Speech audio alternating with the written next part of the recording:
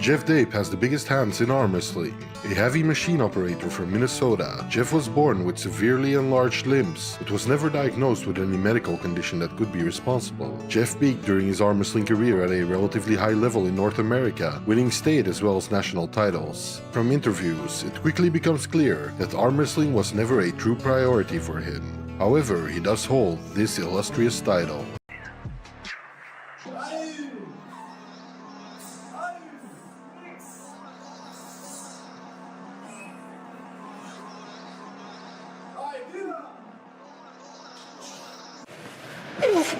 Come on, Larry. There you go.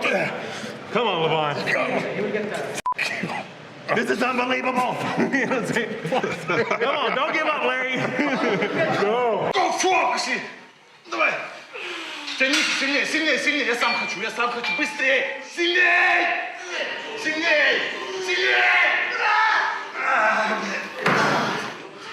You watch The Arm Historian? Love that guy. Very thorough. Very. And isn't he unique and isn't he talented? And the pieces that he put together, this last one on Engin, wonderful piece, beautifully animated, storytelling. Love it, love it, love it, love it, love it. Loved him. Very diligent. Awesome. Very timeless. Like, I feel like they're excellent pieces of work. Yeah. I think he's really trying his best to put over a very balanced portrayal. Keep doing what you're doing, Arm Historian.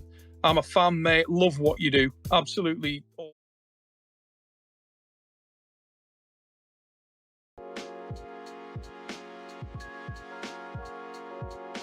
Hello. Good morning, good afternoon, or good evening, wherever you might be. Hope you're having a wonderful Monday. For a change, going live on Monday. How you all doing out there in the arm wrestling world? Been a while since I went live, so let me know if the audio levels are alright. Let's see who's in chat here. The Lucky Ones podcast, how you doing? Good to see you. King Shrey, what's up, man? Atlantis, what's up? Tony Rizzo in the house. And PR Snake saying, I don't know how Alizhan can survive Vitaly's low hand. Yes, we'll be talking about the Vitaly Laletin versus Alizhan Muratov match shortly. We'll be going over every match happening at East vs West 25, which is coming up next Saturday. Tony Rizzo says the audio is good. Awesome. Yeah, Atlantis, I know it's been a long time since I went live. I'm trying to get back in the swing of things. Trying to do these lives on a consistent basis again. So we'll see how it goes as far as my free time allows it. It's cool, lady boy, what's up? Eva, hey, says, what's with the talking hand? That is me, Ivan. Just because I am an arm-headed person doesn't mean I'm not a person.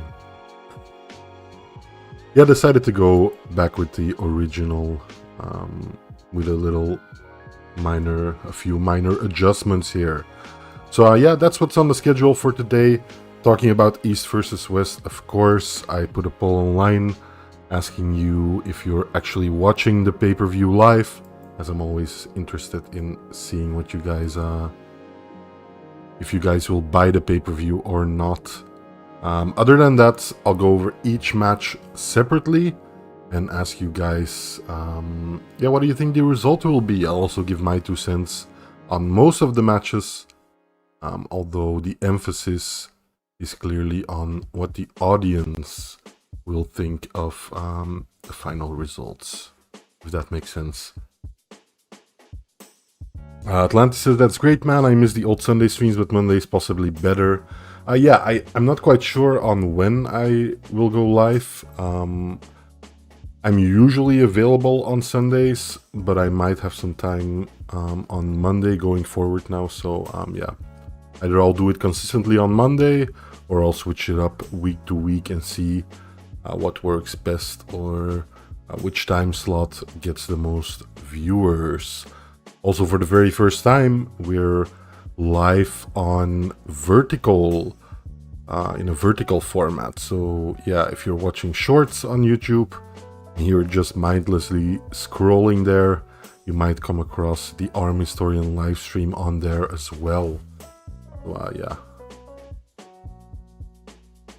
Ivan says, bought every single one since it started. You could become a second fix when Neil fucks up.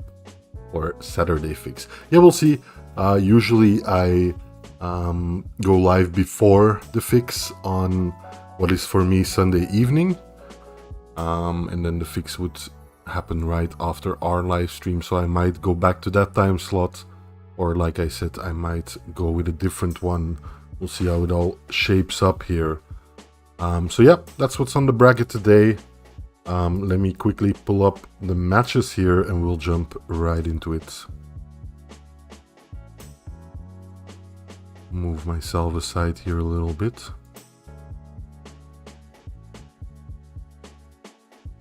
Here we go. I might move the poll window slightly too.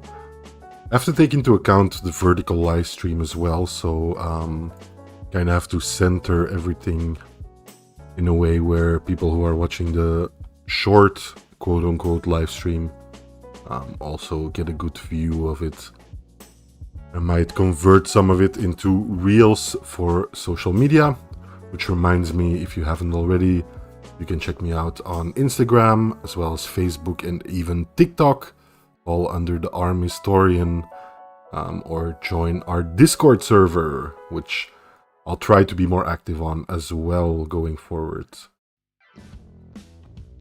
Atlantis says, I used to buy every one, but then I stopped for financial and engine reasons. I may actually get this one. We'll see. I'd have to listen to it while working, I'm pretty sure. That's always a bummer when you can't actually give the live streams your full attention, so I understand the apprehension in actually buying the pay-per-view there. But yeah. I'll probably be watching it. I haven't had a lot of time to watch every single pay-per-view lately, live that is. But I do watch them afterwards, of course. And I do try to buy each and every one of them. Yeah, I've been hearing some rumors about East vs West not being super financially viable as of late. So yeah, supporting them in whichever way I can seems like the right thing to do. Yeah, I get it, Atlantis. It would suck indeed if you buy the pay-per-view and can't watch it live. But yeah, let's go on to the first match. As I said, I'll be running a user poll for every single match. I'll turn off the music for purposes of cutting it up into shorts afterwards. Quite possibly, but yeah, I'm not quite sure yet. If I end up not doing that, I might turn the music back on for those of you who want it. But yeah, very first match, we'll start with the preliminary matches, which will be free to watch on the East vs West YouTube channel, as they're doing lately, which I think is a very good idea here. So yeah, who do you have in this match? Vladislavs Krasovskis, which I believe is Vlad the Destroyer from Latvia, versus Artem Popov, who I know very little about. Maybe someone in chat can fill me in on what exactly is Popov's deal. Is he any good? I'm assuming he is, otherwise he wouldn't be on this card. But the poll is running. Who do you guys have? Is it Vladislavs or Artem? This will be a right arm welterweight match, in which Artem Popov will be doing his debut at the East vs West stage. Of course, Vlad the Destroyer we've seen a couple of times, I believe, already. PR Snake says, wasn't there some billionaires that invested a ton into the sport? Not that I know of. There's been a couple of people throughout even the decades that have kind of started their own leagues or invested into the sport in one way or another. One that comes to mind straight away is Steve Kaplan, kind of a notorious guy within the scene, if you're in the know, who started the WAL back in what I believe is 2014. So yeah, he wasn't a billionaire. I think he was a millionaire, or still is a millionaire. Notorious businessman who got interested in arm wrestling and decided to try to capitalize on it by starting the WAL, but I'm assuming most of you here know how that ended. Not exactly on a positive note. Lol says, how the heck does this guy eat? The nutrients go straight to his forearm neck. Yes, all my nutrients are consumed on the arm wrestling table. I basically, quote-unquote, eat by arm wrestling other people. That makes sense, right? So yeah, this match, not a lot to say. I know Vlad the Destroyer. I know he's a good arm wrestler. So I'll tentatively give the edge to him here. Although, like I said, I know very little about Popov. So all in all, I think it'll be an interesting match to see. Hey, Lat Rousseau says daytime stream. Yes, Lat Rousseau, I decided to go live kind of on a whim here, but also because I just want to start going live again. It's been a long time since I've actually done one of these, so yeah, I had some free time, so decided to go live right now. Probably the viewership will be somewhat lower than it usually is, in part because I haven't gone live in a long time, like I said. And also, this isn't my usual time slot. Usually, I go live about an hour and a half before the fix on Sunday. But yeah, for now, this is the time slot I'm working with. Hey, Armenian Arm Wrestler, how you doing? Good to see you. Welcome, welcome. Ivan says every sport is heavily persona dependent. And other than Devon and a few others following, they are not really developing any characters or audience connection, also allowing free views on YouTube. Yeah. I think I largely agree with you there, Ivan. I said this multiple times before. I think arm wrestling is indeed at a stage where most of the exposure will be character driven, so based on the characters of the actual athletes, instead of the matchup and in some cases the sport itself. Can't say it's a good thing, but it is where the sport is at right now. I feel I do agree there. So yeah, I agree that we should, or they should at least, and with they, I mean the powers that be who organize tournaments and leagues and stuff, should maybe pivot a little bit more into character-driven storylines and stuff like that, although that's easier said than done, right? Lat Rousseau says, I'm only here by chance. Well, I'm very glad you are here, Lat Rousseau, whether it's by chance or by design. Seems like other pullers are starting to promote more, says Lat Rousseau, as they should, right? I think there should be an effort, as far as the pullers themselves go, to actually promote the sport and the events that they're pulling in, right? It can only benefit them, can only benefit themselves as well as the sport as a whole, I think. So yeah, there should be some effort there. Although I should say that the main driving force behind that should be the organizers, right? I'm not saying they should personally promote the sport more, but they maybe should incentivize pullers as well as content creators of all sorts to promote the sport in a maybe a slightly different way than they're doing right now, to a degree. But yeah, that's just my 2 cents, of course. PR Snake says the Akimbo match for East vs West 26 is good for exposure. He has more followers than Devon. Yeah, I agree. Inviting people like Akimbo is definitely a good idea. I also think it's smart of them to go to locations where they haven't organized an event before, such as the 26, East vs. West 26, which will be happening in China as far as I'm aware. Last time I checked, so yeah. I'll be doing another live stream on that event too in a couple of weeks probably. Going over potential matchups there and taking a look at the venue and the location and stuff. But yeah, other than that, I'll call this match here and we'll move on to the next match. Most of you have Vlad the Destroyer here as the eventual victor. But yeah, like I said, I know precious little about Popov, so can't really comment a lot on that. We'll end the poll there and move on to our second preliminary match, which is between Mr. Vala Ishkiti, sorry if I'm butchering that last name, and Tim Talmatch. Tim, of course, notorious referee, arm wrestling referee, making his debut on the big stage here. So it will be a very interesting match. We've, of course, seen Vala several times already. Ivan says Vala gonna kill Tim. That's kind of the initial impression I get too for this match.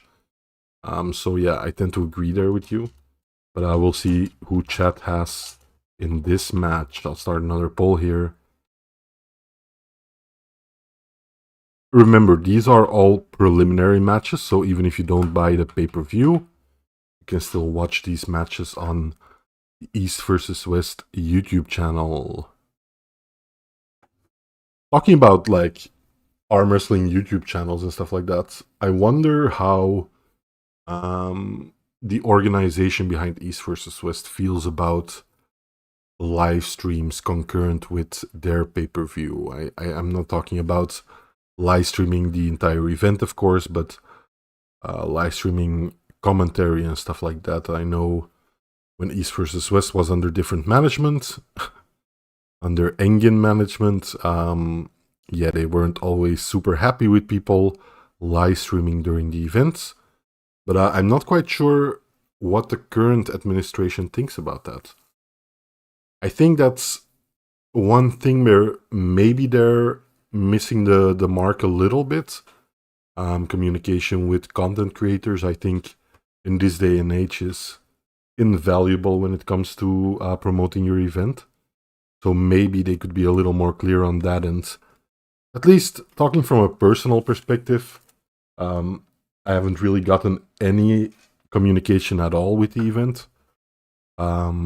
If I was them, I would be sending out tons of mails to all kinds of content creators, asking for feedback or trying to get them involved in one way or another. But yeah, as far as I can tell, they've only worked with a very select few of the content creators online. Lat Rousseau says, didn't see any talk about commentary streams, so I guess they don't mind it. Yeah, it's been very quiet on that front, as I said. Even said, even I made one, trying to add some pebbles into arm wrestling promo and messing around with edits. That's very commendable, I think. Anyone who wants to like dip their toe into the content creation scene as far as arm wrestling goes, I think can only benefit the sport in general, right? So I think that's a good thing there, Ivan. Lol says, I feel like having people give commentary on stream while keeping the pay-per-view off cam is a nice compromise. Yep. And in theory, there shouldn't be anything wrong with that, right? You're not giving away any of the visual stuff. You're not giving away any audio for free. You're just talking to a cam, right? They can't really have any issues with that, I would think. But like I said, previous management did have serious issues with that approach for some reason. Latrousseau says, surely they realize the more YouTubers talk about it, the more eyes the sport gets. I think they realize it. I think they just... Maybe they underestimate the potential in that field, or maybe I'm overestimating the potential promotion that content creators can, or like the added value that content creators can add to the event. But yeah, I do think that is the way to go, right? Engin, here's a very Cadaret quote in chat, of course. One of my favorite moments from all of East versus West. I even think I have it as like a membership notification on live stream. That actual clip. Ivan says, Neil and you actually inspired me into doing so. You are doing an amazing job with data. In fact, I'm just trying to emphasize with music and dopamine. That's fine. I think there's room for all kinds of content, right? I often see people criticizing certain forms of arm wrestling content. And I do admit some of it seems a little low effort, but then again, if people want to watch it and if it gets people actually talking about the sport and involved in the sport in one way or another, I think it can only be a good thing, right? So I think there has to be room for all kinds of content within arm wrestling. Lat Rousseau says, I'd say especially the guys that spam content bring in more viewers as much as I dislike some of them. Yep. There's something to be said for that, of course. Even I've kind of tinkered around with the idea of doing a daily arm wrestling news show, so to speak, although it seems like that particular niche on YouTube especially is very oversaturated in a way. Although I think I could bring some unique angle to the table, so the idea hasn't completely left my head yet, but yeah. Maybe. We'll see. Yeah, I think most people have Mr. Vala here as the winner in this match. I'll be very curious to see if Tim Talmadge can kind of break into the scene and put up a good fight or even potentially win this match. I think in general having refs or people who are usually referees in a real arm wrestling match is not a bad thing, right? It'll be very interesting to see him in action for sure. So yeah, we'll move on for this. You guys think Vala is gonna win 100%, so we'll move on from this one to the next match, which is Ryan Ballinger versus Zurab Taburidze. Who do you guys have here? I think this is the next match, right? Let me quickly check if this is still a preliminary match. I believe it is the last of the preliminary matches. If I'm not mistaken. I'll quickly check the official website here.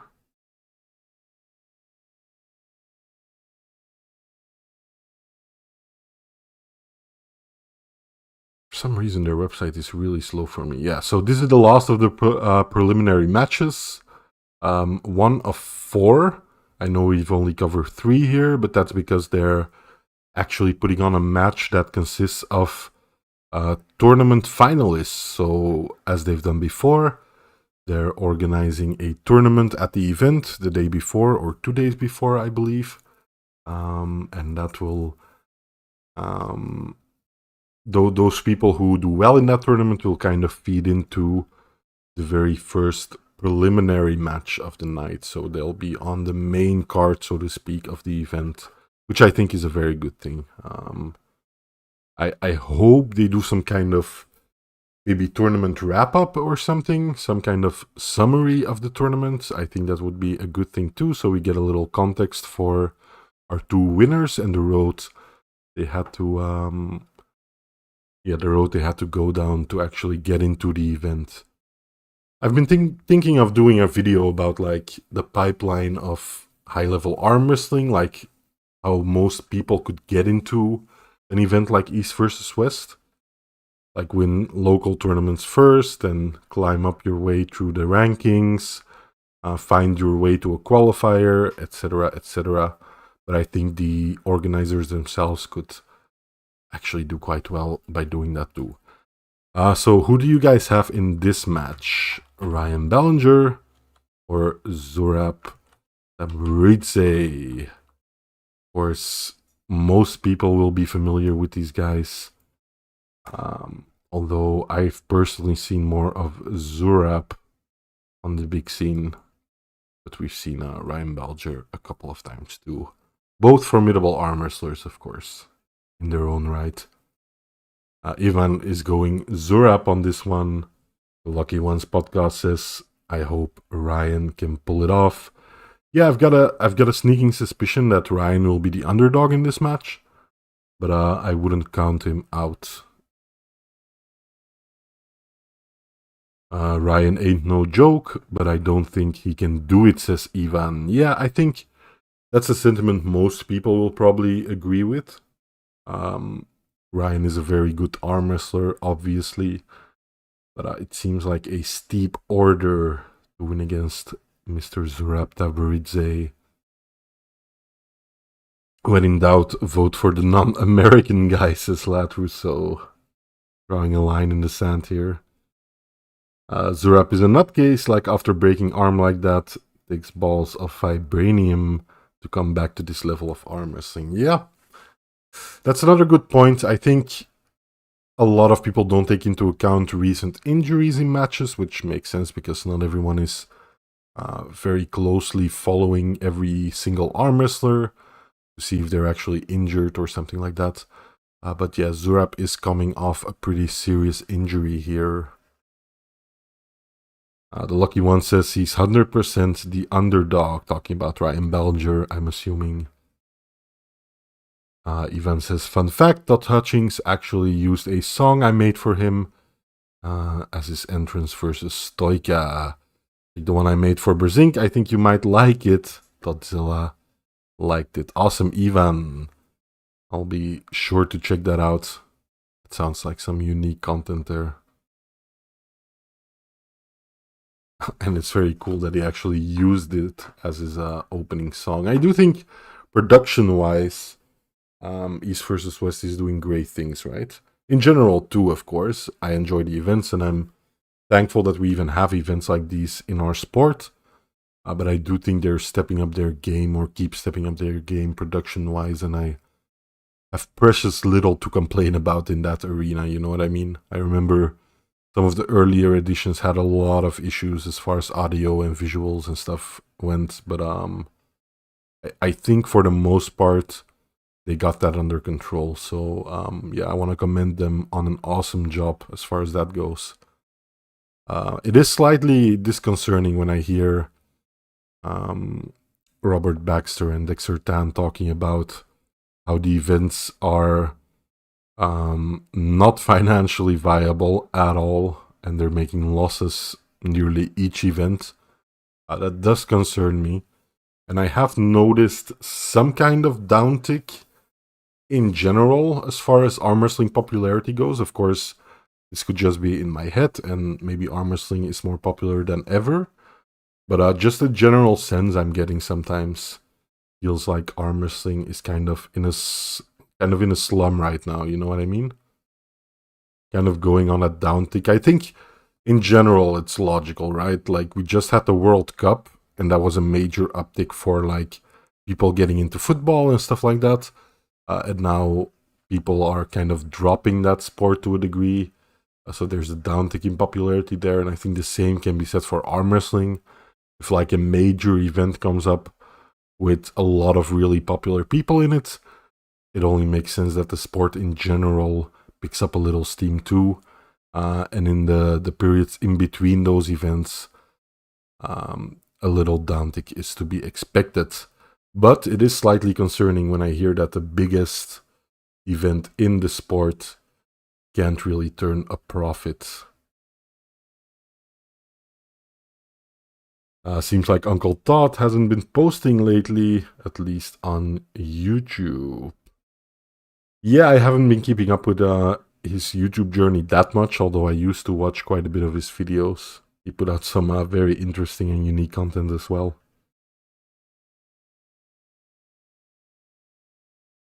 It's hard for arm wrestling to compete with football, says Lat Rousseau. Yeah, of course, it's hard for any sport to compete with football, I think. Still one of, if not the most popular sport on the planet. But I do think this might be a cliche, but I think arm wrestling does have a lot of potential. As far as like barrier to entry for just a regular person, it's extremely low, right?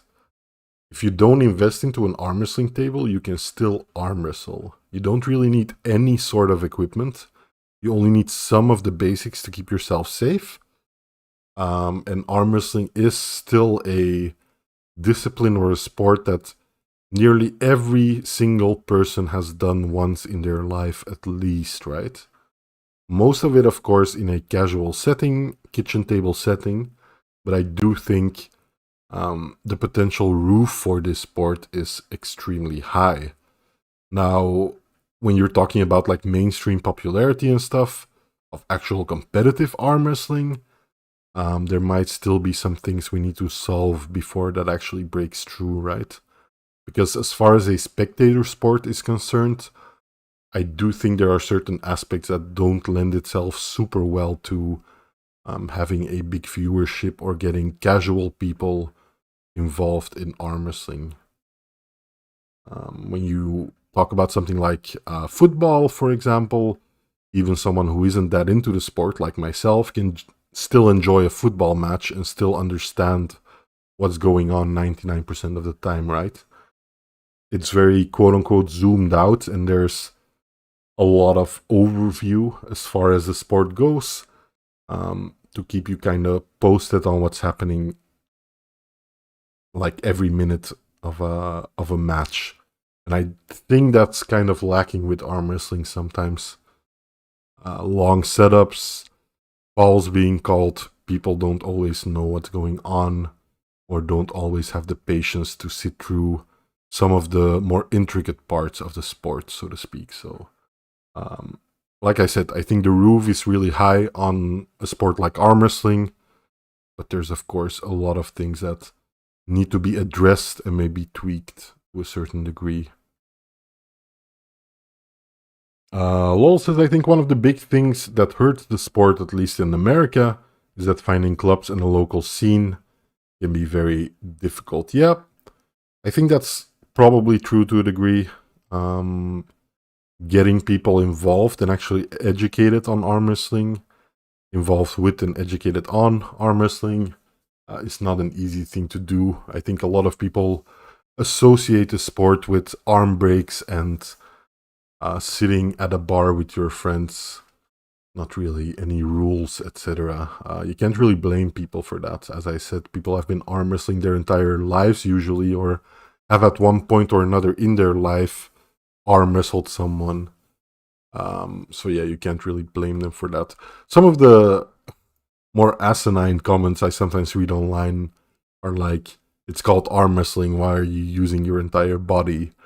And comments like that I don't really understand. Maybe I'm too close to the sport, but I can't really get behind comment like that, because like it's just a name, right?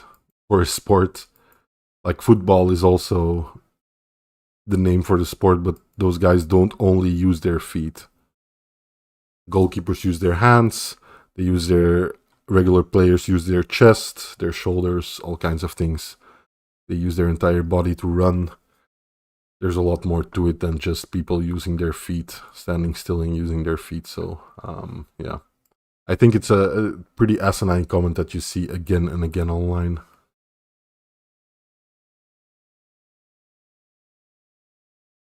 Hey, BTNT. Thanks for being here, man. Good to be back. Yeah, I'll end this poll here. Most people have Zurab as the winner, although it seems like 29% of you think Ryan Ballinger might be able to pull it off here. Yeah, I think all three preliminary matches have something to look forward to. So in general, no complaints there. Move on to the next one, shall we? I think the only female match on the card versus Gabriela Vasconcelos versus Irina Drieva. Am I saying that right? We, of course, all know Gabriela here. But as far as Irina goes, again, I know precious little about her, unfortunately. But it is good that they have another female match on the card. I think Gabby is one of those athletes who is, to a certain degree, quite unassuming to new people. They see Gabby as like a smaller athlete, like at least lengthwise, a smaller athlete, but who is still capable of extreme feats of strength on the table. And of course, a very seasoned arm wrestler.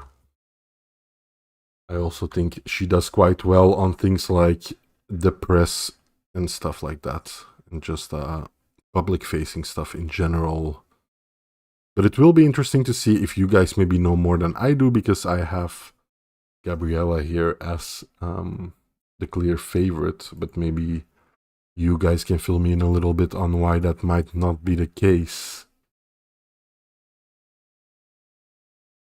Let Rousseau says, football being a team sport is the biggest draw. Yes, that's another very good point there.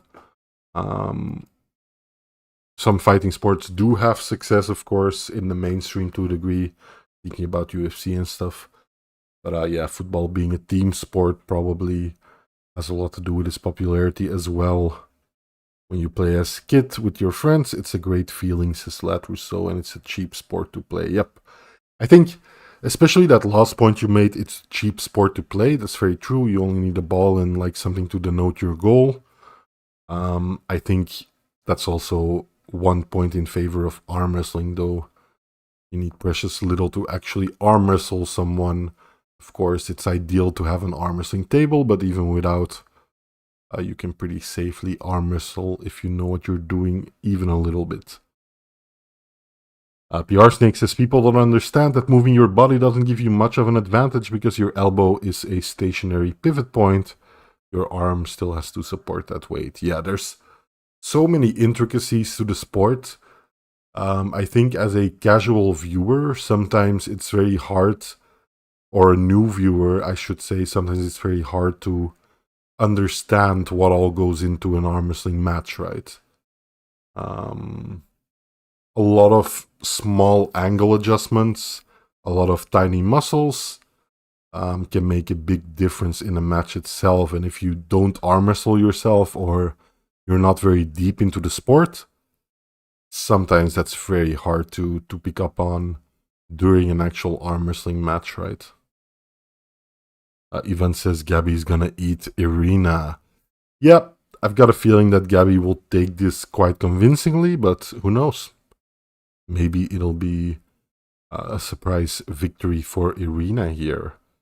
I do have to say, like, who is left for Gabby to face apart from Barbora again?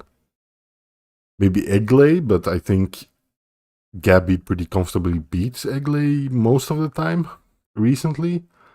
So apart from like the actual Levan of female arm wrestling Barbora, who is there actually left for Gabriela Vasconcelos? I don't really know. Hard to say. We're kind of in that similar situation as the men's super heavyweight category, where who is there left to face for Levan? Will it be Devon for the third time? Because Devon is quite convincingly number 2 right now, right? So you would think that Levan would beat everyone below Devon quite convincingly, everyone below Devon in the rankings quite convincingly. So does that mean we just have to like throw Devon at Levan again? I'm sure people want to see Laletin versus Levan, but I think a lot of the steam behind a match like that might be taken away by the fact that Devon pretty convincingly beat Vitaly Laletin on the right hand.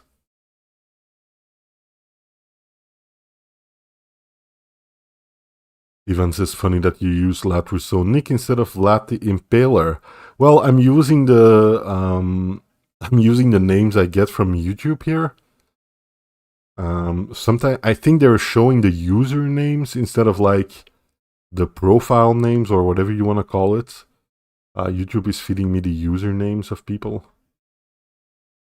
So yeah, I can only use that, of course. Latrousseau says, besides the offside rule, football is simple to understand. Very true. When I was a kid, I made this account, plus Vlad's name is overused. The Arsenic says, Barbora is Levan and Gabby is Devon. Yeah, that's a little bit how it feels.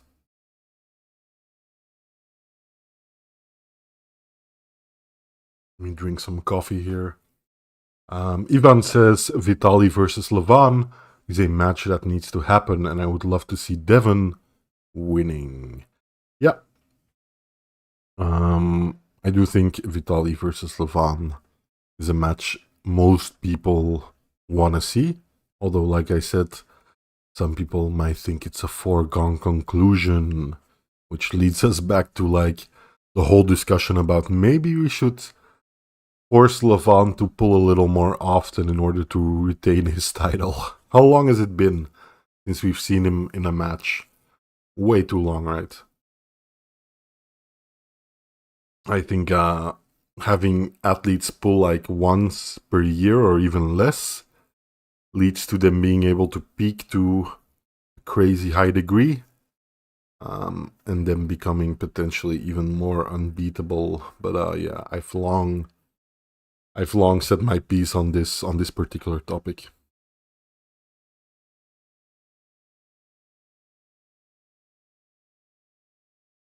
The lucky one says female openweight should have been Gabby versus Egley or Irina versus Marta Volkova, and then the winner faces, and then the winner of that match would face the winner of Gabby and Egley.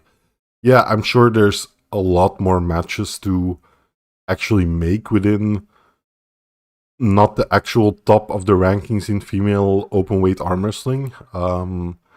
But just by virtue of them only having 1 or 2 female matches per event, they have to be very selective, right? So, yeah, I'm sure there's a ton of good matches to make still in the rankings, in like the top 10 and stuff like that.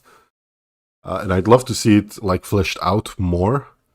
But yeah, I don't see that happening in like a short time span because of just the fact that they only put on 1 or 2 female matches every event. Ivan says Levan needs to pull at least 3 times per year in order to be considered a champion. Yeah, I wouldn't be opposed to that rule. If you want to keep your title, you have to remain at least semi-active, I would think, right? Just a consequence of the sport, and I do believe it would lead in time to more interesting matches and people not being able to peak quite as high for every single match, right? Would make a lot of matchups way more interesting. But yeah, this match to most of you doesn't seem that interesting, seeing as 92% of you have Gabriela Vasconcelos as the clear winner here. I think we can end the poll there and move on to our next match, which is Adam Warzinski, the War Machine, versus Nurdalet Aydarkan. Yep, I like this match quite a bit. I think Adam is showing like great promise and great improvement throughout his last matches. I think he's becoming a very versatile puller, very strong puller. And Nurdalet kind of a proven force by now, right? So yeah, I'm kind of looking forward to this match. This is one of the first matches where, at least in my opinion, might be very close. What do you guys think here? I'm very interested to see who you have in this match.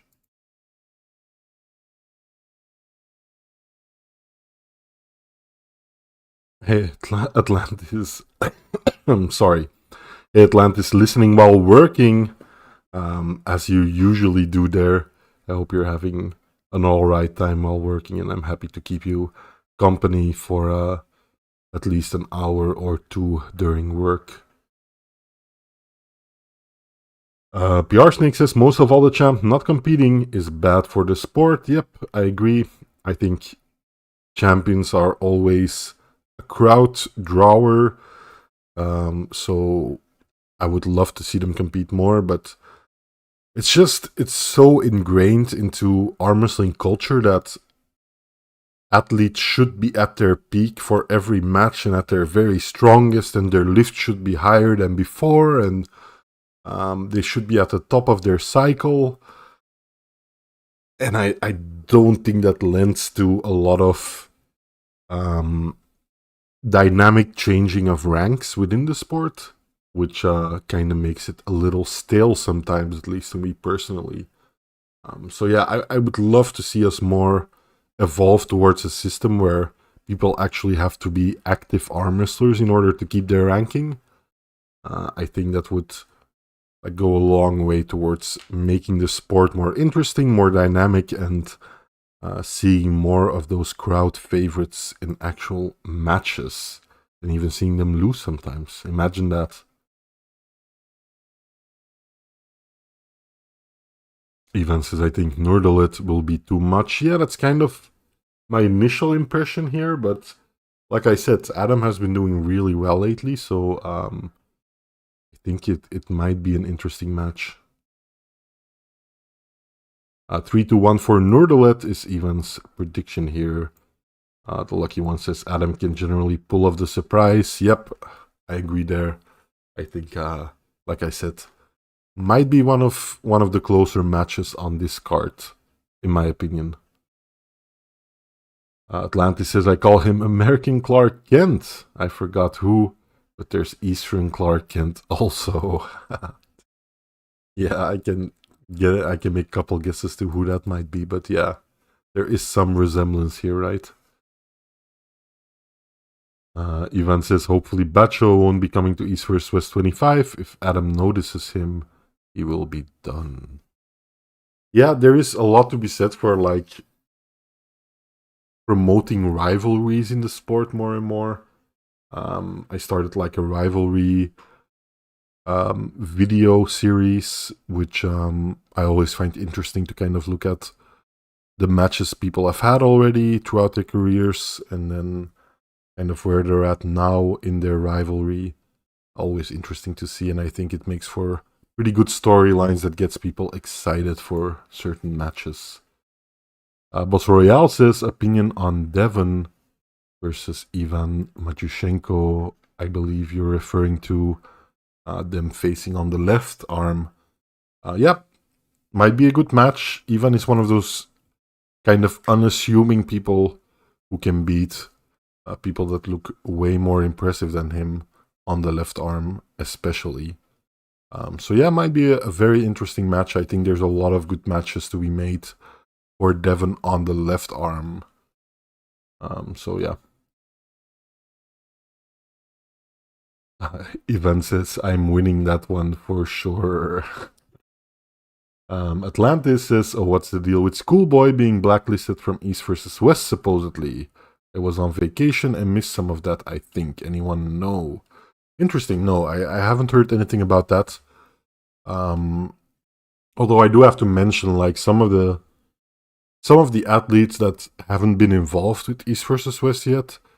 I'm thinking of the Shvetan Gashevskis of the world and people like that, who have for one reason or another not been able to make it to the events, or haven't been invited, or, like you said, have been blacklisted by the WAF or some other organization. I think that's, in general, really silly for a sport that is still as small as ours, right? The top athletes in the world of every weight class should at least be able to compete. So yeah, I think that's, in general, the behind-the-scenes politics, I've talked about this many a times, are very silly to me. In a sport like this, doesn't make sense. Not that we're talking about millions of dollars on the line. Usually, when stuff like that happens, it's because people want to retain some kind of control that would lead to financial benefit for them personally. But I can't really see that happening here, right? It's not like that much money is involved in the sport yet, so all I can think about is people's ego getting in the way or something, I don't know. PR Snake says, Shvetan and Bacho really need to compete. Yeah, I agree. Boss Royale said, so Ivan wrote the letter, so the match is personal to Devon. Yeah. I believe you're talking about the infamous letter that had been written when right around the time when Engin kind of stepped away from being the owner of East versus West, right? And the infamous letter that went outside by a lot of Eastern athletes talking about certain benefits for Western athletes and unfair things happening within the league and stuff like that. Kind of a boycott letter, right? Boss Royale says, so Devon is gonna train extra hard for this match. Yeah, I'm sure that's true. Knowing Devon, I'm sure he'll take that energy into the match itself. So yeah, looking forward to that one. In the meanwhile, people here seem to think Adam Warzinski has a very good chance against Nurdalet Aydarkan, with 64% of you thinking Adam, the War Machine, has this in the bag. Very interesting result there. I think I kind of have the opposite prediction for this match, but you never know, right? Like I said, I do think Adam isn't without a chance here, so yeah. Move on to the next one. Paulin versus Eldar Bubenko. Yeah. I love me some Paulin. I think people who are familiar with my channel here know that Paulin is a friend of the channel. He's been on the channel multiple times. I've talked with Paulin multiple times. He's a big supporter. I love me some Paulin, and I hope he does get the win in this match, although even though people might not be as familiar with Eldar, I wouldn't count him out. I would definitely give Eldar a big chance in this match. Ivan says, Devon is a promoter and a fighter, and some of those proud characters do not understand that completely. So conflicts happen, but Devon is genuinely an amazing person, it seems. Yeah, you can agree or disagree with Devon on a personal level on certain topics, as I do. But I think it can be understated what kind of a force Devon has been for dragging the sport into the 21st century in many ways. So yeah, I do think we owe Devon kind of a sign of gratitude for that, and he's an essential part of the sport, whether you like it or not, or whether you like him as an athlete or as a person or not. He is one of the best arm wrestlers ever, one of the most popular, if not the most popular arm wrestler ever. I guess that's debatable. But yeah, I do think he's invaluable for our sport right now, up to a degree where I think it might even be somewhat problematic, where if Devon would retire or step away from the sport, those are some big shoes to fill for other people. I think we should be looking as a sport or as a community, we should be trying to elevate other people to a similar level as Devon. As, like I said, it will be very difficult to fill up the void that Devon will leave when he inevitably retires from arm wrestling, or at least from competitive arm wrestling. Ivan says, I think Paul is a hardworking beast that won't allow another loss. Yeah, I think the thing with Paul Lin is it heavily depends, and this goes for every athlete, of course, it heavily depends on what kind of form he will come into the match. If Paul is very tuned in to arm wrestling, has a lot of time to prepare, and is not distracted by his football coaching or other things, I think he's a real force of nature on the table. But if he's a little distracted, potentially, or not all there physically, he might have a really hard time with Eldar here. Although, yeah, I would give the edge to Paul Lin at the end of the day.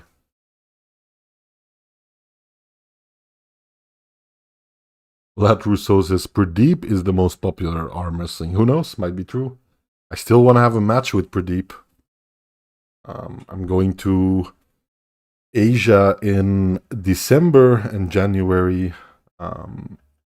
In a couple of months, I'll be going to Asia and be arm wrestling there too. Probably making some content there, but I don't think I'll be making my way to India anytime soon. So probably no meeting with Pradeep. But maybe I can meet up with some other Southeast Asian content creators.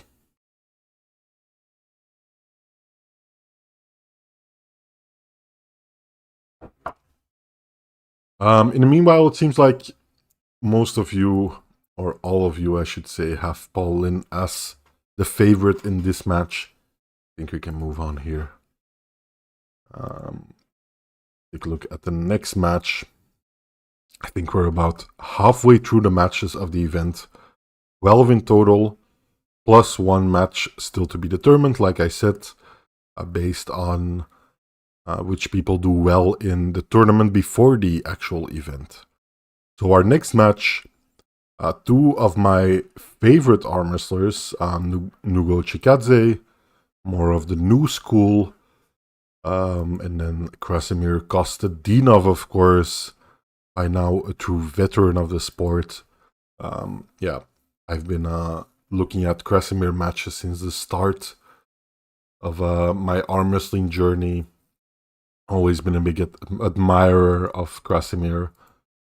Also one of the few people who actually claims complete natty status.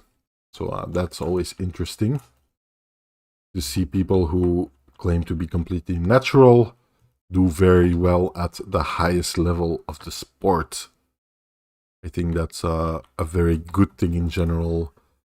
Just that people talk about it in general is a good thing. I think we need a lot of transparency in that matter. To a degree, there is quite a bit of transparency about that within arm wrestling, especially compared to some other sports.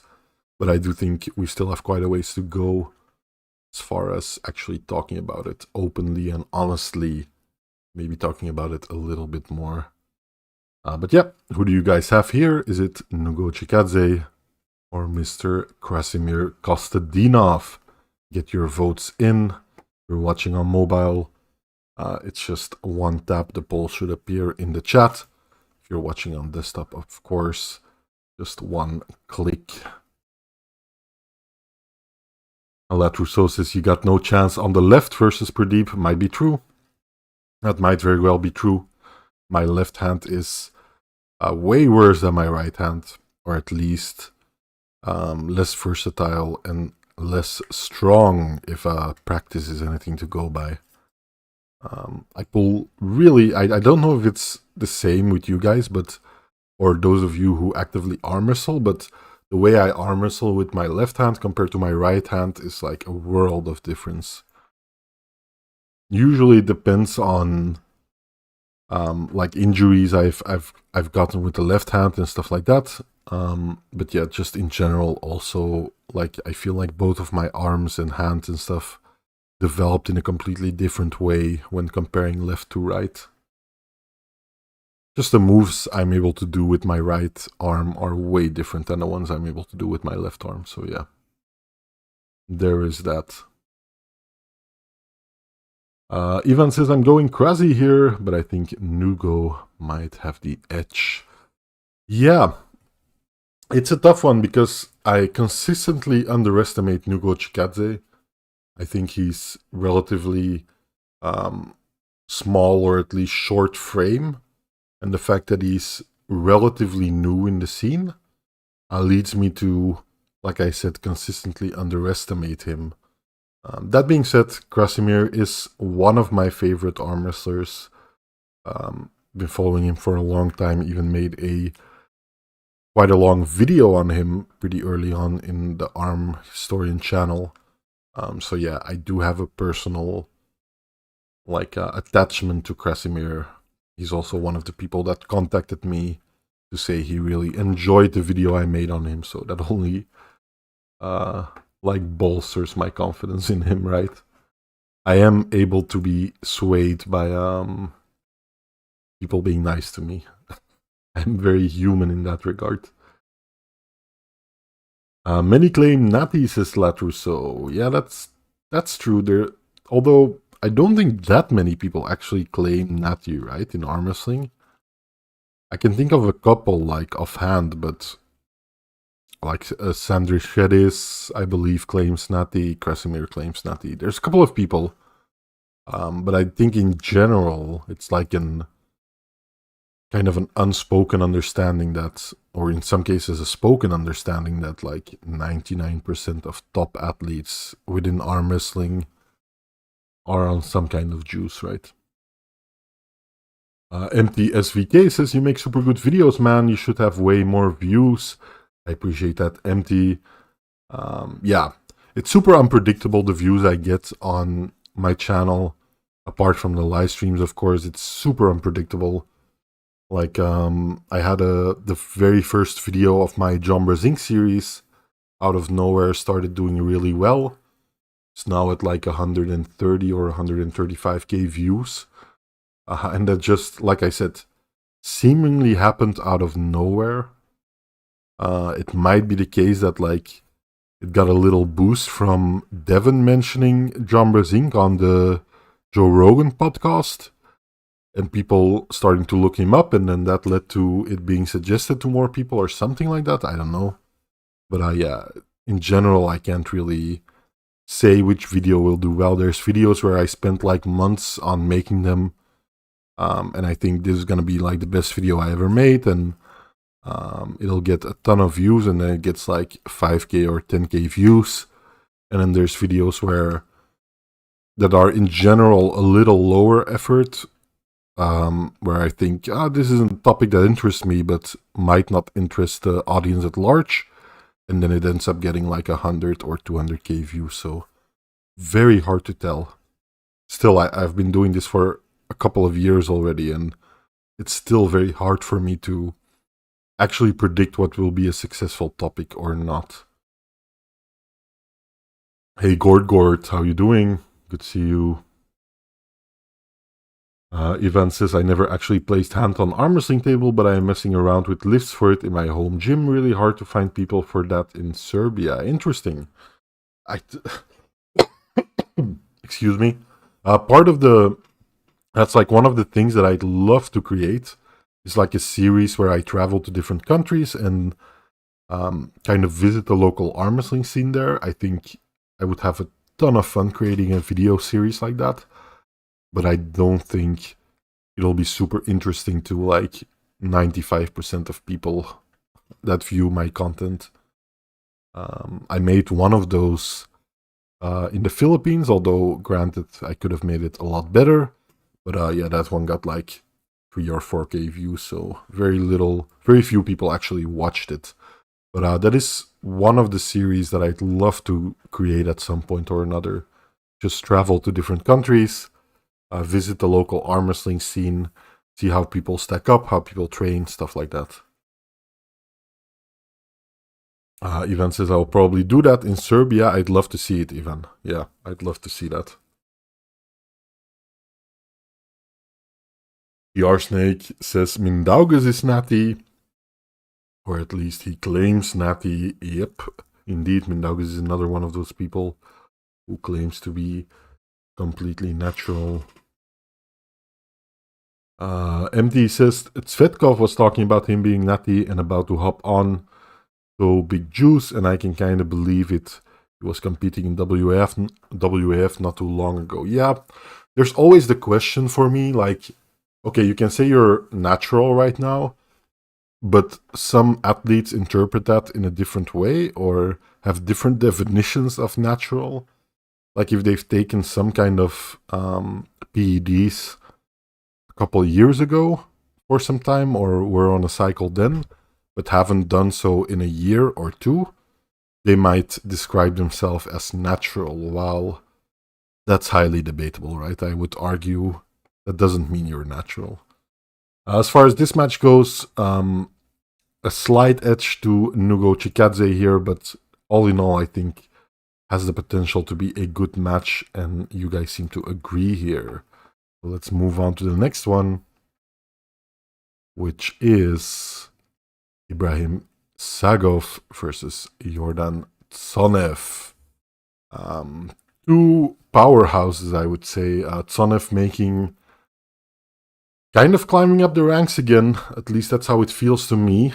I know some time ago he was up there in the rankings, then kind of fell off a little bit. But yeah, kind of making his way back. So looking forward to this match and seeing who you guys have. Is it Sagov or Tsonev in this one? Another good match, I think. Another good match.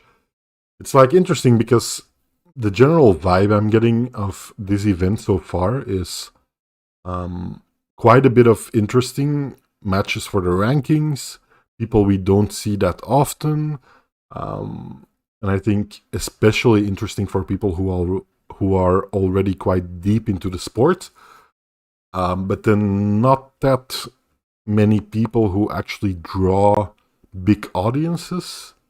So yeah, it's a shame that we don't have any transparency as far as actual sales for these events goes, because I'd love to see the numbers for each East versus West event and how well they're doing financially and pay-per-view sales and all that. But yeah, I don't think we'll get to see that anytime soon, unfortunately. Tsvetkov looks like he's been squeezing some lemons, said Latrus, so...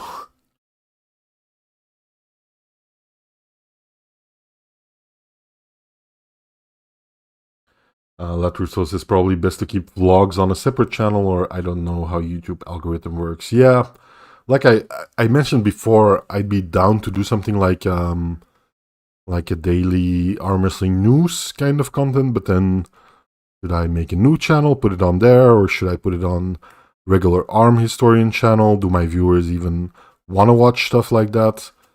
Yeah, very hard to decide stuff like that, very hard to know if it would actually be beneficial. I have no clue.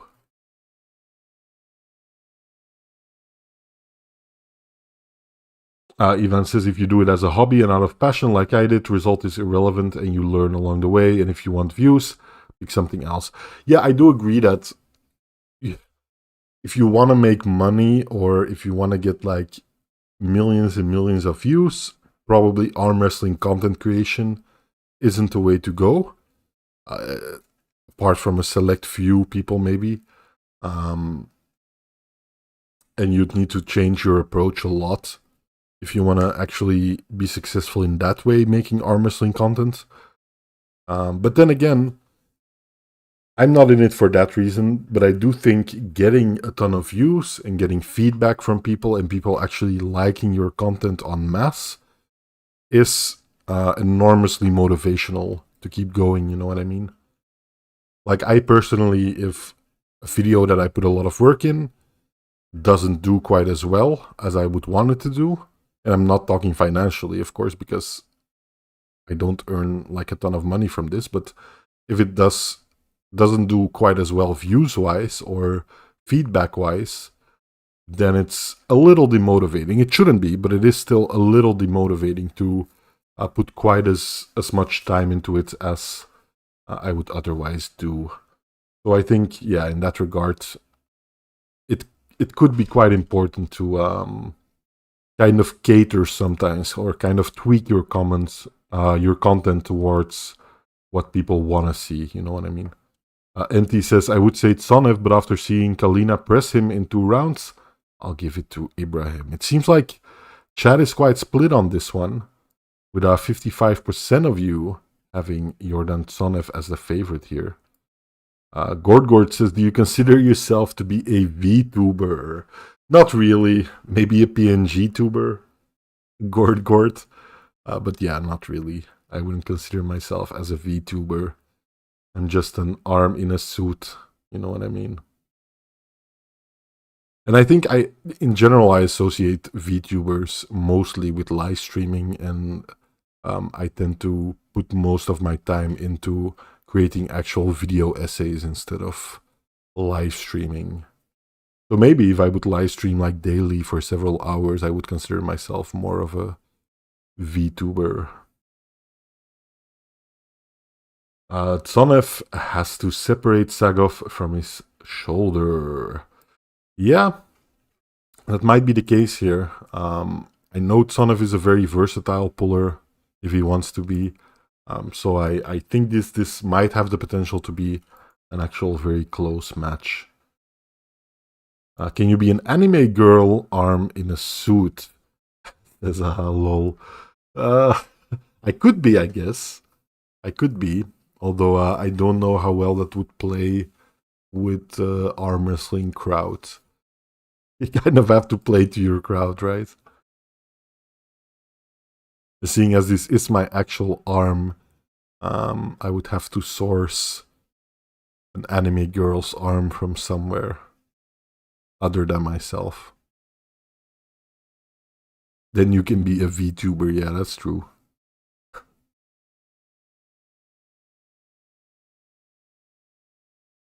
Click farm is greater than quality on YouTube. Click farming is greater than quality on YouTube, says Evan. Yeah, to a degree, I agree. I think you can make a lot of short-term or even long-term progress with click farming, but then again, click farming is not quite as easy as some people would make it out to be, at least in my experience. Maybe I just suck at it really bad, but I think what works best for me so far, and maybe that's just kind of the audience I've cultivated over the years, but in general, it seems to work best if you're just upfront about what you're creating and what people can expect, and deliver it in a concise and like fleshed out manner, you know what I mean? That's not to say clickbaiting and stuff doesn't work, because obviously it does, but I think my channel wouldn't thrive if I put less effort towards quality of content, you know what I mean? But like I said, it might just be a consequence of the audience I've cultivated over the years. I don't know. I think we can end this here. You guys seem to be pretty split in this match, with 56% of you giving the edge to Yordan Tsonev. Move on to the next one. We're slowly but surely getting there with, I believe, 3 matches remaining. Or 4 matches? Yeah, might be 4 here. Our next match, Kamil Jablonski, the Golden Dragon, versus Georgy Tsvetkov. Interesting match. I like this one. I think might be a crowd pleaser on this match. Yeah, I like this match a lot. I think it's one of the biggest matches on the card, as far as a match that people actually want to see and are really interested in, especially in the super heavyweight category. Well, yeah, it'll be interesting to see what you people think about this. I think a lot of people might have Kamil as a favorite coming in, just because we haven't quite seen a lot of Tsvetkov lately, and I think the Kamil stock in general is quite high at the moment. But yeah, really interested to see what you guys think about this one. Ivan says, I would love SAG to win this one. Yeah, I wouldn't mind Georgie getting back into the fold of like the top 5 super heavyweights and actually doing really well there. Alat Rousseau says, I definitely sub because you're not a spammer. I appreciate that. The Lucky Ones podcast says, I volunteer my arm. Maybe the Lucky Ones podcast, we can create a VTuber persona out of your arm. It might do well. Hey Chuck, how you doing? Good to see you, man. Long time, Chuck. Chuck, one of the OGs, has helped me quite a bit with some videos, and has been a big supporter of the channel. Says, whoa, what are you doing this time? Let me get back to home at least. I might have already stopped live streaming by the time you get home, Chuck, but I appreciate you jumping in. As always, good to see you still around, my man. Hope you're doing well. Gord says, Kamil is gonna destroy him realistically. Georgie lost to Jerry, and Kamil is levels above Jerry. Yeah, Although, you know, styles make matchups, right? And I think, like, press versus press, Jablonski versus Jerry, I think maybe Jablonski just figured out how to deal with like a dedicated presser better than Jerry had. Even though Jerry should have the edge in experience, right? But yeah, I do think styles make matchups, and Camille wasn't the best matchup for Jerry. But a lot of people might be overestimating Jerry Caderet still. Latrusso says, Georgie looks good, but does he have what it takes to stop Camille? I don't think so. It's a tough ask, right? Because Georgie, I haven't seen him do a lot of other stuff than top rolling. He does it well. He has a very strong hand, but we've seen Camille win without the need of hand or wrist before, right? So I do believe that Svetkov has his work cut out for him in this match. I still want to see it though. Like, just thinking of personal experience, when you press against a really good top roller, it feels really dangerous. Like, structurally, for your body and your arm and your hand and your wrist, it feels super dangerous when you actually commit to that press versus a really heavy, strong, dedicated top roller like Svetkov. Yeah, a lot of credit to people who actually do that and can stick their arm and hand in there like Camille can.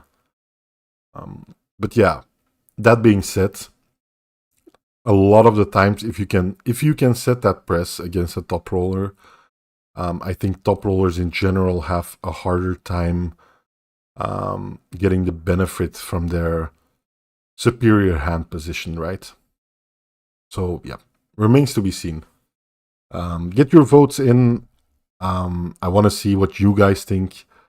Pop over to the chat window. Just quickly select who your favorite is here, whether you're on mobile or on desktop or even on TV, I believe. You can vote for your favorite here. Latrusso says Jerry definitely wasn't in top shape against Camille. Yeah, that's also kind of a good point, I think, with Jerry Caderet. Maybe it's just a consequence of him getting up there in age, where he isn't always able to show up in the shape that he wants to, right?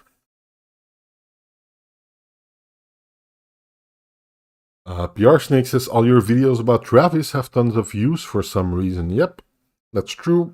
Devon videos usually do well, although some not super well. But yeah, Travis is one of those people who, when I put him in a video, usually that video will do quite well. Yeah.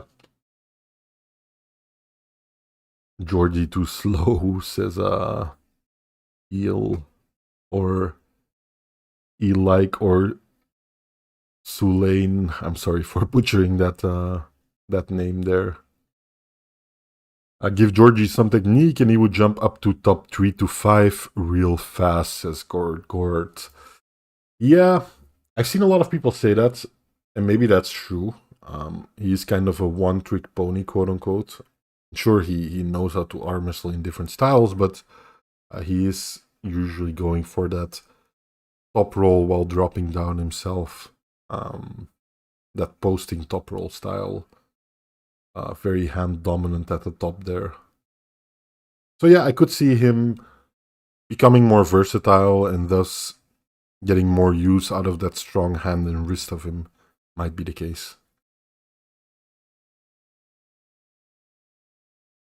Ivan says Travis is one of the beasts from the past that could still come back if he really wants. Might be the case too. Very hard to say because I don't see Travis actually putting in the effort to becoming great again, or in his words, the greatest again. I don't know.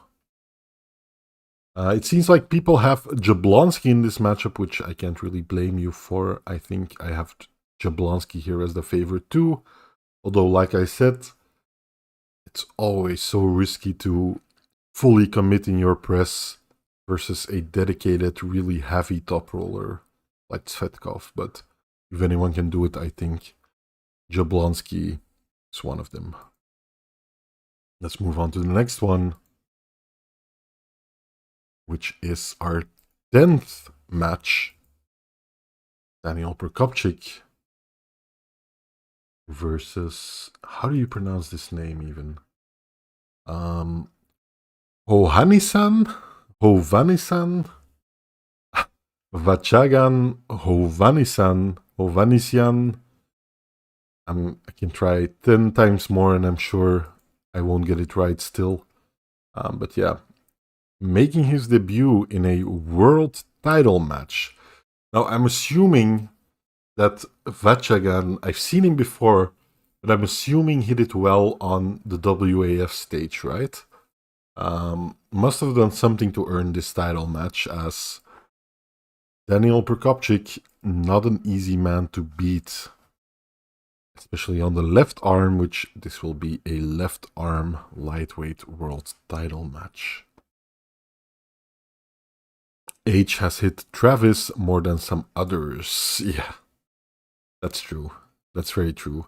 Arm wrestling is one of those sports where you can still do really well at an advanced age, but I do think you need to kind of keep up with your conditioning to a degree, right? Because I think if you're a decade or more out of the sport, it's inevitable that your tendons and other stuff, your muscles in general, will have atrophied to some degree, or don't lend themselves quite as well to the arm wrestling angles as they used to.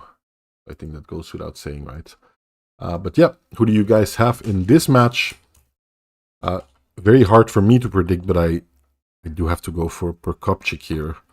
Prokopchik, one of those athletes who, if he said he was natural, which I don't know if he claims natty status, but one of those athletes who I would believe is also natural, because he looks quite unassuming. Of course, he looks very fit and he has massive arms for his weight, but one of those people who doesn't quite look like a freak on the table, but is obviously one of the best arm wrestlers in the world at his weight right now. That's always interesting to me, like athletes who look unassuming, like Kirigali Yongurbayev is another one of those I would put on that list. Looks natural. I don't know if he is, I don't believe he is necessarily, but he's one of those athletes that I would put on that list of looks like a normal human. He looks like he hasn't left the realm of humanity quite yet. He's still a Homo sapien, quite identifiably so, right? Where some of the other guys, especially in the heavier categories, I have my doubts sometimes. Ivan says Travis looks younger than Devon, and it's 1 year difference, I think. Travis loves money more than arm wrestling. Yeah. One of the main motivators for Travis has always been the money. But I think that goes for a lot of great arm wrestlers. Even John Brzezinski has oftentimes said in interviews that one of the main reasons he kept so active was because he could travel to a lot of international events for free, and he would often get a pretty good payout while on holiday there. So yeah, I think for a lot of the top guys, money is a motivator, which I can't blame them, you know. Alat Rousseau says made up name for sure. It does kind of seem like that, but I doubt it. Gord says if Travis is commentating, he's gonna have a field day with that name. Yeah, not in an enviable position at all. Whoever is commentating this match. I believe that Krasi and Mindaugas are also natty. Yeah, might be the case. At least Krasi claims natty. I don't know about Mindaugas, but I wouldn't be surprised if he also claims natty. Like I said, it depends heavily on your definition of natural, right? I think for a lot of athletes, being natural means being on a very low cycle, or only using certain compounds, or not being on any PEDs for a year or more, or it depends from athlete to athlete, I think so, yeah. MT says, Vachagan is very versatile, but he uses hook as his main weapon, but I think Daniel's arm power is going to be too much here. Interesting. Thank you for that insight, MT. Ivan says, the only person I do not have doubts about not being natural is Levan. Yeah. Levan infamously has talked about his PED use before, like very specifically his use of SARMs, very infamously in a now deleted clip where he talked openly about his use of SARMs. Which I just want to go on record, I don't recommend anyone taking SARMs or any form of PED. If you want to do it, it's a free world. Do whatever you want with your own body. I'm also of that opinion that people can do with their own body whatever the hell they want. But I just want to make it clear that I'm not like saying people should be taking any kind of illicit substance. Levan is the cycle, says Ivan. Latrousseau says Mindaugas is the most outspoken on being natty and against PED usage. Interesting. I just haven't seen a lot of him talking about it, I guess. I've seen a lot of Krasimir talking about it in the past, but not that much recently. I don't believe that Krasi has always been natty, but many years. There's Sulain or Sulain. Latrousseau says, we've all seen how Krasi looked back in the day. Yes, very true. That's why I mentioned, like, I think a lot of athletes have different definitions of what being natty actually is. I think we can pretty safely close this poll with 100% of you thinking Prokopchik has this match in the bag. So yeah, very one-sided, especially for a title match. Always interesting to me how they decide what to make an actual title match. I don't really see how someone that hasn't really pulled at East versus West ever in Vachagan can come in and face the champion straight away. That's a little weird to me, but I'm sure they have their reasons. Move on to the next one, which is Oleg Jacques versus Luka Tsinadze. Love me some Oleg Jacques. It's of course a left arm match. I don't think Oleg Jacques will ever have an official right arm match again.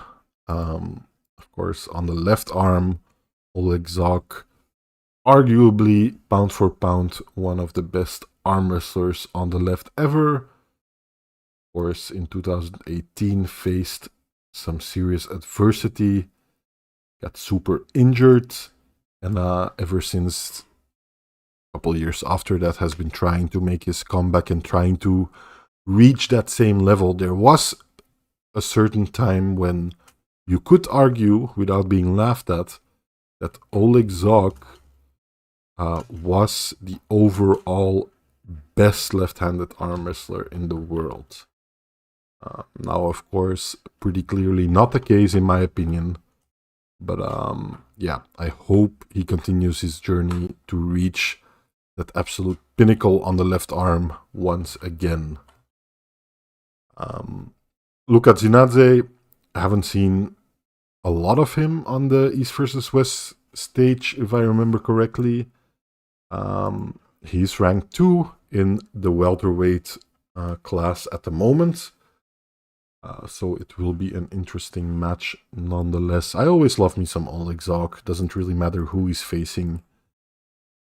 Yeah, I think it's always interesting when he steps up to the table. Cvetan should absolutely be able to compete in East versus West and probably maybe even the best in his category. Yes, I agree. I'd love to see some more of Cvetan Gashevsky. I think the last I've seen of him was in Ryan Bowen's tournament. Correct me if I'm wrong here, the Eliza Cup, or maybe I'm wrong on that name, but Ryan Bowen organized an event in India, I believe.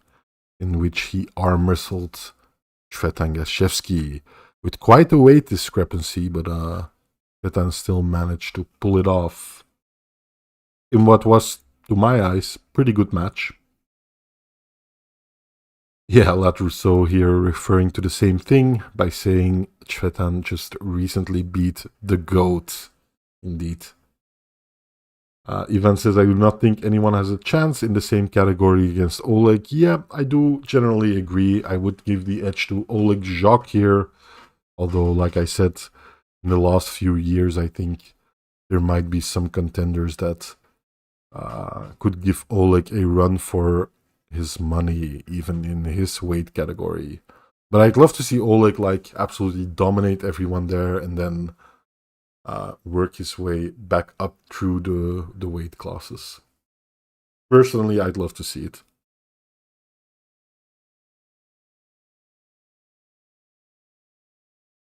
Svetan would dominate everyone at East versus West, said Lat Rousseau. Might be the case. Might be the case. The ninth wonder of Brisbane. Yeah, I love me some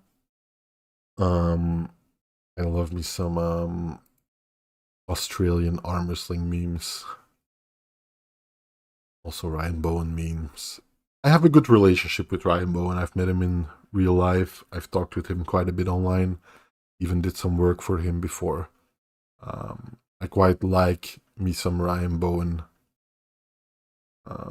Yeah, you can say a lot of things against the guy. I made an entire episode, like an entire video, talking about some of the less kosher things about Ryan Bowen. But at the end of the day, I do quite like him on a personal level. I think we can call it here with Jock being the absolute favorite according to you guys in this match, and I don't really blame you for that. I think I have similar notions. Go to the last match of the day. Also the biggest match of the evening, of course. Vitaly Laletin versus Alizhan Muratov on the left arm. Who do you guys have in this match? I'll say it up front. I have Laletin in this match. As much as Alizhan impressed me and keeps impressing me, I think Laletin might be one bridge too far for someone who is essentially like 110 kilogram guy in Muratov, if that, if he tries hard. So yeah, I think I have Laletin here, but I do have to say, seeing how Muratov handled Morozov, you do have to give him some kind of chance, right? You do have to give Muratov some kind of chance against the Ice Road trucker giant. I don't know. I just don't see Muratov being able to overpower Laletin in the same way that he did his other opponents in order to get to this match. You know what I mean? It would surprise me. This match is, of course, for the left arm super heavyweight world title. So, very interesting match in that regard. We'll answer a lot of questions finally. Alizhan, someone who has continually impressed me and a lot of people, I think, has solidified himself as one of those freaks of nature giant slayers that don't come around too often in our sport. Be sure to get your votes in for this one. Very curious to see who you guys have here. Ivan says, I'd love to see Alizhan win. Yeah. Yep, true. I wouldn't mind seeing him win. Like I said, in my heart and in my mind, I have Laletin as the favorite, but if Alizhan is able to pull this off, I think that's crazy, and it opens up quite a can of worms for future matchups. For sure. Alizhan, of course, has been in some controversy during the last, year and a half, concerning some payouts with the organization and stuff like that. I don't know. There were rumors floating around about Alizhan asking for a 50k payout, although I think he's consistently denied doing that. Quite persistent rumors still going around. So, yeah, it'll be an interesting match. I don't think either of these athletes harbors any kind of ill will. And in general, on the table, they seem to be like focused on arm wrestling. I don't think there'll be a lot of trash talk leading up to it. Maybe, although it always feels kind of forced to me anyways. But maybe. I think it's a good choice for a main match. Vitaly always really interesting, especially when facing someone like Alizhan, where the hype is just enormous, you know what I mean? But yeah, win or lose for Alizhan, even if he can put up a really good fight and it's really close, opens up a ton of matches that we can have on the left arm. Alizhan 50k Muratov, says Latrusso. Ivan says, I'm going the emotional choice and have the Giant Slayer. Talking about Alizhan here. Latrusso says, the Kazakh Stallion will trample the Siberian Bear. I like those nicknames. Ursulane says, I don't think Morozov was in peak form and Muratov has pretty hard style against Morozov. Yeah, might have something to do with it. If we take a look at Morozov versus Laletin or Morozov versus Alizhan Muratov, I think it's pretty clear that Alizhan beat Morozov easier than Laletin beat Morozov. But like we all know, arm wrestling mat like that doesn't always work out in a real match. There's always styles, condition on the day itself. There's a ton of things that can determine the outcome of a match apart from this guy beat this guy, so you should have an easy time with this other guy. Stuff like that doesn't always work. Ursulane says, I think Vitaly top rolls him. Yep, probably. PR Snake says, I love Alizhan, but both the weight and the styles advantage Vitaly. Yeah. Like, I have a really hard time seeing Alizhan plow through Vitaly like he did with so many other people. If he's able to do it, because Alizhan has this kind of style that even when he's kind of stopped on his initial surge, in some kind of weird way, he still manages to pull out more power from somewhere else during the match. Like his second and third surge oftentimes seem even stronger than his initial one. So yeah, we could be in for a serious surprise here, but in general, I do think it will be too much for Muratov. Laletin will be too much for him. Ivan says, if he wins, give the man his 50k. I'd love for arm wrestling to be at a point where a title match like this would even afford the loser 50k. I'd love for arm wrestling to be at a point like that, but yeah, I doubt they would even pay the winner 50k for a match like this, unfortunately.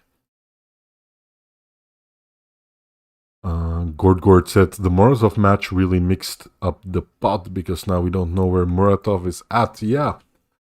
It might be the case that Morozov just wasn't in super good shape and that skewed a lot of people to overestimate Muratov. So yeah, that might be the case. So far, it seems Laletin is the favorite here, according to you guys. If you haven't voted already, please get your votes in. I'd love to see like a representative number of votes here on this match, especially. Yeah, like I said, I personally have Laletin, but Muratov has consistently surprised me in his matchups. He is a true giant slayer. I think that much is clear by now. And Vitaly is a giant. Is he ready to be slain? I don't know. Doesn't seem like it to me. But yeah, I do think good main match. I'm looking forward to the event in general. I like their promotional material, like the look of it, of this one. Like, it seems like each event kind of has a color scheme and a theme to it recently, so I do like that aspect. I hope for the very best. I encourage you to buy the pay-per-view if you haven't already, even if it's just to support the organization, because, like I said, East versus West is in some dire straits, it seems, financially. And if we would lose this event anytime soon, would be very unfortunate for the sport, I think, because what they're doing is not easy. So I give them a lot of credit, even though, you know, I'm always quite critical when I talk about these things, and I always have some kind of gripe with what they're doing, especially with marketing or in the lead up to it. That might be some professional perspective of myself talking here.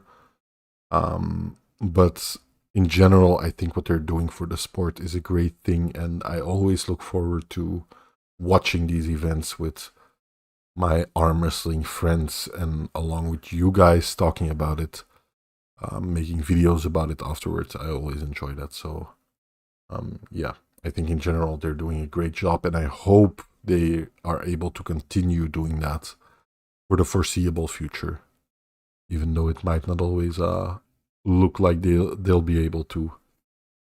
Hey, Arm Friction, how you doing? Good to see you. The Drew in the house. What's up, the Drew? Coming in at the last minute here. Good to see you again. Yeah, I think that'll conclude it for the matches. Like I said, watch the event if you guys can. I'll be watching the event for sure.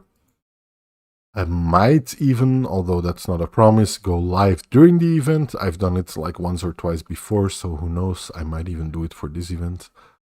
Hope that I'll see you guys there. If I do go live, I want to take a quick moment to thank some of the remaining members. I know I haven't been quite as active lately.